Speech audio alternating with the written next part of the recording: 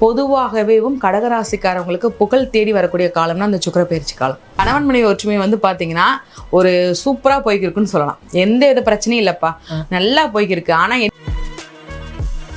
சந்திரன் அதிபதி நம்ம சுக்கிரன் பயிற்சியும் சேர்ந்து அப்படி இருக்கும்போது பெண்களுக்கு ரொம்ப சூப்பரான காலம்.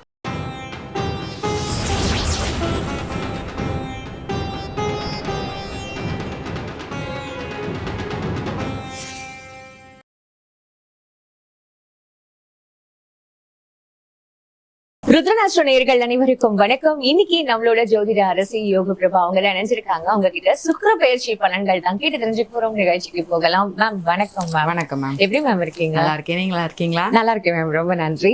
இப்போ எங்களுக்கு தெரிஞ்சதே வந்து மூணு பயிற்சி தான். ராகு கேது, குரு பயிற்சி, சனி பயிற்சி.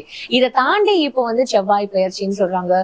இப்போ அடுத்ததான் செப்டம்பர் 2 வந்து சுக்கிர பயிற்சி அப்படின்னு வந்து சொல்றாங்க. இந்த சுக்கிர பயிற்சினா என்ன, அது என்ன மாதிரியான ஒரு விஷயங்கள், நல்ல விஷயங்கள் முக்கியமா நமக்கு இப்ப கொடுக்க போது சொல்லுங்க. சுக்கிர பயிற்சி வந்து பார்த்தீங்கன்னா ரிஷபத்துக்கும் துலாத்துக்கும் அதிபதி தான் நம்ம சுக்கிரன் பகவான். அவருடைய ராசி வந்து பார்த்தீங்கன்னா துலாம் ராசியில் இருந்தாலும் இப்போ கன்னி ராசியிலேருந்து துலாம் ராசிக்கு பயிற்சி ஆகிறாரு. இவர் வந்து மாதம் ஒவ்வொரு அவருடைய பயிற்சி காலம் வந்து பார்த்தீங்கன்னா 1 மாதம். ஆனால் இந்த தடவை என்ன பண்ணுறாருனா, முதல்ல கன்னிராசிலேருந்து துலாத்துக்கு வந்து பழையபடி கன்னிக்கு போய் வக்ரமாகி துலாமுக்கு வர்றார். ஸோ மாற்றி இந்த தடவை அதிகமான ஒரு பயிற்சி நாட்களை கொண்டதாக இருக்க போது சுக்கிர பயிற்சி. யூஸ்வலாக எத்தனை நாள் பயிற்சி இருக்கும் சுக்கிர பயிற்சி? பொதுவாக 1 மாதம் 30 நாள் கரெக்டாக அவ்வளோதான் இருக்கும். ஆனால் இப்போ ஒரு 50 நாள் வரைக்கும் சுக்கிர பயிற்சி இருக்கிறதுக்குண்டான அமைப்பு இருக்குது. ஓகே, இது வந்து கொஞ்சம் நல்லதுன்னு சொல்லலாம். ஏன் அப்படின்னா சுக்கிர பயிற்சியில் நிறைய புது புது விஷயங்கள் மாற்றங்கள்லாம் ஏற்படும். பொதுவாக வந்து பார்த்தீங்கன்னா ஒரு ஆடம்பரமான நிறைய விஷயங்கள் நடக்கும், மனசுக்கு நிம்மதியை கொடுக்கும். மனசுக்குள்ளே ஒரு நம்ம இத்தனை நாள் நம்மளே கவனிக்காம இருந்த விஷயங்களை கவனிக்க வைக்கிறவர் தான் சுக்கிரன் பகவான். சுக்கிரன்னாலே நமக்கு தெரியும் பணவரவு அப்படின்றதுதான். அதையும் தாண்டி நம்மள அழகுபடுத்திக்கிறது, அப்புறம் நம்ம இன்னும் வந்து மேன்மைப்படுத்திக்கிறது அப்படின்றதுதான் இந்த சுக்கிரனோட விஷயம் நமக்கு தெரியும். அப்ப இன்னுமே இது மாதிரியான ஒரு விஷயங்கள் கூடுதலா இருக்க போகுது. கண்டிப்பா. மெயினா வந்து பாத்தீங்கன்னா இவர் வந்து சுக்கிராச்சார், அதாவது இவர் வந்து ஒரு மந்திரத்தை கண்டுபிடிச்சார். அசுரகுரு தான் நம்மளுடைய சுக்கிரன் பகவான் சொல்லுவோம். மிருத சஞ்சீவிங்கிற ஒரு மந்திரத்தை கத்துக்கிட்டு அதை அசுரர்களுக்கு சொல்லி கொடுத்தார். அப்படி சொல்லி கொடுக்கும்போது தான் அவங்க வந்து சாகாம ஆரம்பிட்டாங்க. அதுக்கப்புறம் தான் அதனாலதான் என்ன பண்ணுவாங்க அப்படின்னா சுக்கிர பயிற்சி அப்ப மருத்துவத்துல இருக்கிறவங்களுக்கு இல்ல மருத்துவம் படிக்கிறவங்களுக்கு ஒரு கைராசியான டாக்டர்னு சொல்லி ஒரு பேர் வரும். அந்த சுக்கிரம் நல்லா இருக்கிறாங்க, சுக்கிரனுடைய நல்லா பார்வைப்பட்டிருக்காங்க அப்படி இருந்துச்சு அப்படின்னா மருத்துவத்துல பெரிய அளவுல ஒரு நல்ல முன்னேற்றத்துக்கு போவாங்க. இது பொதுவாகவும் சுக்கிரன் நல்லா இருக்கிறவங்களுக்கு. இதே இது இப்ப நம்முடைய பொது பலன்கள் சொல்லி பார்த்தோம்னா இந்த காலகட்டத்துல வந்து மருத்துவ சம்பந்தப்பட்ட புதிய கண்டுபிடிப்புகள் கண்டுபிடிக்கிறதுக்கு ஒரு பெரிய விஷயமா இருக்கும். ஏதாவது புதிய மருந்துகள், நிறைய வியாதிகள் நோய்களுக்கு மருந்தே இல்லாத விஷயங்களுக்கெல்லாம் இந்த காலகட்டத்துல ஏதாவது ஒரு வகையில ஒரு மருந்து, புதிய மருந்து கண்டுபிடிக்கிறதுக்கு இந்த சுக்கிரன் பகவானுடைய பயிற்சி காலம் ரொம்பவே பயனுள்ளதா இருக்கும். ஓ வாவ், சூப்பரா இருக்கும் மேம் கேட்கும் போது. ஏன்னா அந்த சுக்கிர பயிற்சின்றதே எங்களுக்கு தெரிஞ்சு பணம் வரவு அப்படின்ற மாதிரி தான் நம்ம நினைச்சோம். இல்ல மருத்துவ ரிலேட்டடாவும் இந்த மாதிரியான ஒரு விஷயங்கள் கண்டுபிடிக்கலாம்ன்றதான் இன்னைக்கு நீங்க சொல்லியிருக்கீங்க. நிறைய பேருக்கு இது வந்து பயனடையும் நான் நினைக்கிறேன். இப்ப அடுத்ததான் நம்ம ஒவ்வொரு ராசிக்கும் இந்த சுக்கிர பயிற்சியோட பலன்கள் கண்டிப்பா நீங்க சொல்லணும். ஏதாவது பரிகாரம் இருந்தா கூட சொல்லுங்க, இன்னும் சுக்கிர பகவான் எங்களுக்கு வந்து நல்லது செய்யணும் அப்படின்றது. கடகராசிக்கு இப்போ இந்த சுக்கிர பயிற்சி பலன் எப்படி இருக்க போகுது? கடகராசிக்கு வந்து பாத்தீங்கன்னா இவங்க துலாம் ராசிலேருந்து 10ஆம் பார்வையா பாக்குறாங்க. 10ஆம் பார்வை தொழில் ஸ்தானம். ஸோ தொழிலில் இவங்களுக்கு நல்ல ஒரு முன்னேற்றம் வரப்போகுது. தொழில் வகையில் நல்ல ஒரு வருமானம் வரப்போகுது.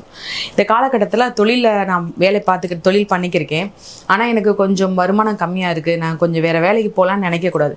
ஏன்னா இப்போ தான் உங்களுடைய தொழிலில் முன்னேற்றத்துக்கு உண்டான நேரம் இது. இது வரைக்கும் ரொம்ப இழுத்து பிடிச்சி கஷ்டப்பட்டு கொண்டு வந்துட்டாங்க. இனியும் இந்த செப்டம்பர் 2ஆம் தேதி வரைக்கும் கொண்டு வந்து அதுக்கடுத்து அவங்க மறுபடியும் தொழில் பார்க்க ஆரம்பிச்சாலே போதும், அவங்களுக்கு கொஞ்சம் வருமானம் வர ஆரம்பிக்கும். இந்த நேரத்தில் அவங்க வேலைக்கு மாறினாங்கன்னா மறுபடியும் ஒரு ஸ்டார்டிங்லேருந்து போகிறதுக்குண்டான விஷயம் இருக்கும். ஒரு சம்பளம் ரொம்ப கம்மி. சோ வேலை பார்க்கறவங்களுக்கு கொஞ்சம் ஒரு நார்மலான ஒரு வருமானம், தேவைக்கேற்ற மாதிரி வருமானம் வரும். ஆனா தொழில்ல உள்ளவங்களுக்கு ஒரு அதிகமான ஒரு வருமானம், நல்ல ஒரு பண வரவு இருக்குது. அது மட்டும் இல்லாம இந்த தொழில் விஷயம் மூலமாகவும் பொதுவாகவே கடகராசிக்காரவங்களுக்கு புகழ் தேடி வரக்கூடிய காலம்னா இந்த சுக்கிர பயிற்சி காலம். ஏன்னா இவருடைய கடகராசியோட அதிபதி சந்திரன். அவங்களுடைய ஒரு தாயாரை குறிக்குது. சரிங்களா? சுக்கிரனும் ஒரு பெண். ஸோ பெண் அல்லது தாயார் அவங்க மூலமா இவங்களுக்கு ஒரு புகழ் தேடி வருது.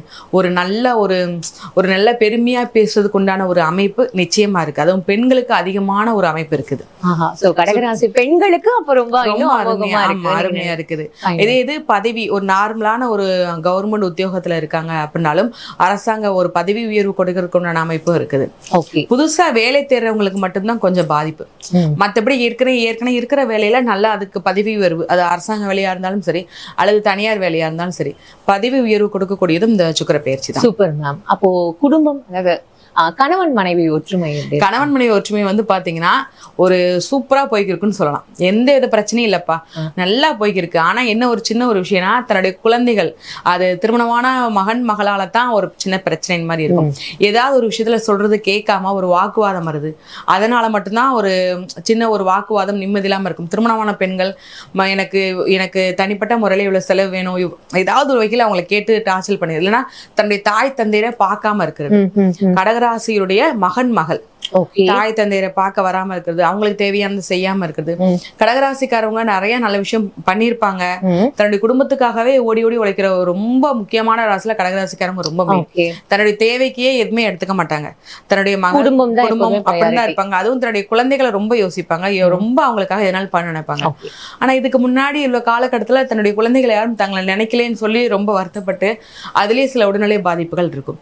சோ இனி வரும் இந்த சுக்கிர பயிற்சி காலம் தன்னுடைய மகள் தங்களை தேடி வருவாங்க. கடகராசினியருடைய மகள் தங்களை தேடி வந்து அவங்களுடைய நட்பு பாராட்டக்கூடிய ஒரு அமைப்பு இருக்குது இந்த காலகட்டத்துல. Super ma'am. அப்போ பெண்கள் மற்றும் பணவரவு, பெண்களுக்கு வந்து ரொம்ப அருமையான ஒரு காலம். ஏன்னா ஏற்கனவே சொன்ன மாதிரி சந்திரன் அதிபதி நம்ம சுக்கிரன் பயிற்சி சேர்ந்து, அப்படி இருக்கும்போது பெண்களுக்கு ரொம்ப சூப்பரான காலம்.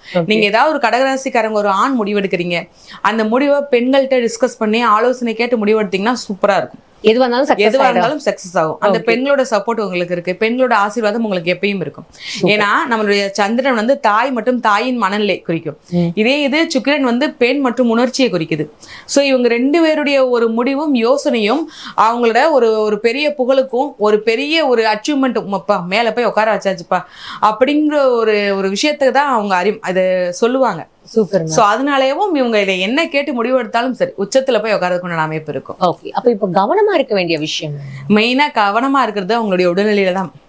அவங்க உடல்நிலை பாதிப்பு வந்து பாத்தீங்கன்னா கொஞ்சம் ஏற்கனவே அடிபட்டிருக்கு, இல்ல ஏற்கனவே அதுல ஏதாவது அறுவை சிகிச்சை பண்ணியிருந்தாங்கன்னா அதுல ஏதாவது பிரச்சனை இருக்கும். அதுல கொஞ்சம் கவனமா இருக்கணும். இன்னொன்னு இவங்களுக்கு குலதெய்வத்தோட அனுகிரகம் கொஞ்சம் கம்மியா இருக்கும். அதனால குலதெய்வ கோயில் வழிபாடு கண்டிப்பா இவங்க பண்ணணும். குலதெய்வ கோயிலுக்கு ரெகுலரா போறவங்களுக்கும் அந்த ஒரு இது இருக்கும். குலதெய்வ கோயிலுக்கு நான் என் பக்கத்துல இருக்கேன், டெய்லி நான் போயிட்டு வரேன்னு சொன்னா மட்டும் குலதெய்வத்தை வழிபாடு பண்றாங்கன்னு அர்த்தம் கிடையாது. அந்த குலதெய்வத்துக்கு இவங்க என்ன ஒரு விஷயம் யோசிச்சாலும் செஞ்சாலும் அங்க போய் வச்சு வழிபாடு பண்ணி ஏதாவது ஒரு விளக்கு ஏற்றி, அதாவது என்ன ஒரு பாதிப்பு இருந்தாலும் பரவாயில்ல, ஒரு 9 வாரம் தொடர்ந்து விளக்கேற்றணும். விளக்கேற்றி அதுவும் பாத்தீங்கன்னா மாவிளக்கு போடணும். எல்லாரும் குடும்பத்துல உள்ள எல்லாருமே கோயிலுக்கு போயிட்டு வரணும். என் குடும்பத்துல நான் ஒருத்தர் வந்தா போதும்பா, நான் தான் டெய்லியும் போய் வழிபாடு பண்றேன்லாம் கிடையாது. குடும்பத்தோட சேர்ந்து நீங்க வருஷத்துக்கு ஒரு 4-5 முறை போயிட்டு வந்தாலே ஒரு சிறப்பா இருக்கும். தனியா போக கூடாது, குடும்பத்தோட போனாதான் அந்த அனுகிரகம் கண்டிப்பா கிடைக்கும்.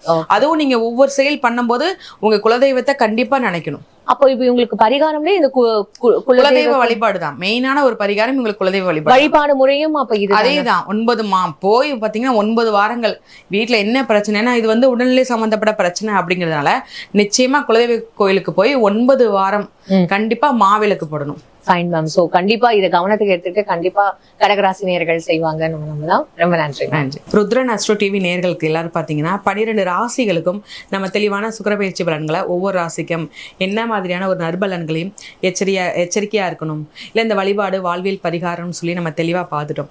இது எல்லாமே பொது பலன்கள் மட்டும்தான். உங்களுடைய தனிப்பட்டவருடைய ஜாதகத்துக்கு, உங்களுடைய கேள்விகளுக்கு, உங்களுடைய ஜோதிட ஆலோசனை வேணும்னு கேட்டிங்கன்னா கீழே உள்ள நம்பருக்கு வாட்ஸ்அப் பண்ணி அப்பாயின்மெண்ட் புக் பண்ணி உங்களுடைய ஜோதிட கேள்விகளை, உங்களுடைய டவுட்டுகள் மேக்ஸிமம் வந்து பார்த்தீங்கன்னா உடல்நிலை சம்மந்தப்பட்ட பிரச்சனை, காதல், திருமண வாழ்க்கை, இல்லை நம்மளுடைய கேரியரில் நம்ம எந்த அளவு போவோம் அப்படிங்கிற விஷயங்கள் தெரிஞ்சுக்கணும்னு நினச்சிங்கன்னா கீழே உள்ள நம்பருக்கு அப்பாயின்மெண்ட் புக் பண்ணி தெளிவாக கேட்டுக்கோங்க. நன்றி, வணக்கம்.